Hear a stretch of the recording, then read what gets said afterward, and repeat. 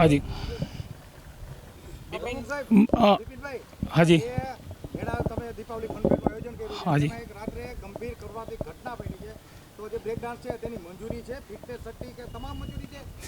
हमारे यांत्रिक कमिटी तथा मामलतदार साहेब और कलेक्टर साहेब में तमाम मंजूरी अमे लीधेली है અને ફિટનેસ સર્ટી આવ્યા પછી જ આમ જે મેળાનો અમે કોન્ટ્રાક્ટ જેને સંચાલન માટે આપેલો છે સંસ્થા તરફથી ત્યાર પછી જ અમે એને ચાલુ કરવા માટેનું કીધેલું છે.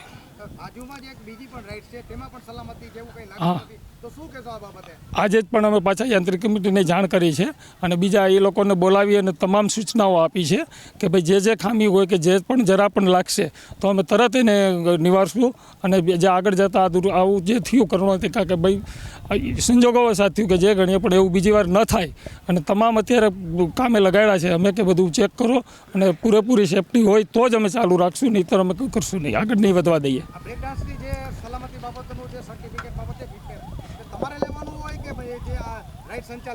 જે અમે રાઇડને સંચાલકને જેને આપી હોય એ તમામ જવાબદારી એ લોકોની હોય છે, એને લેવાનું હોય છે અને ચેક અમે કરેલું છે. હા મારી પાસે જમા કરાવેલા પરફોર્મન્સ લાઇસન્સની તમામ કોપી એને મારી પાસે જમા કરાવેલી. હા છે.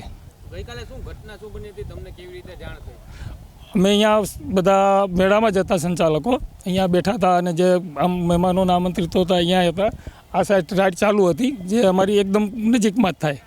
ચાલુ દરમિયાન કોઈ એવું યાંત્રિક ખામી સર્જાણી કે જે ક્રોસ થઈ ગયું એનું પેલું અને જે અંદર દંપતી બેઠું હતું એ નમી ગયું અને બહાર નીકળી ગયું. હા હા અમે જ અહીંયા હતા અને તરત જ એમ્બ્યુલન્સમાં 3 મિનિટની અંદર અમે એને હોસ્પિટલ પહોંચાડ્યા હતા.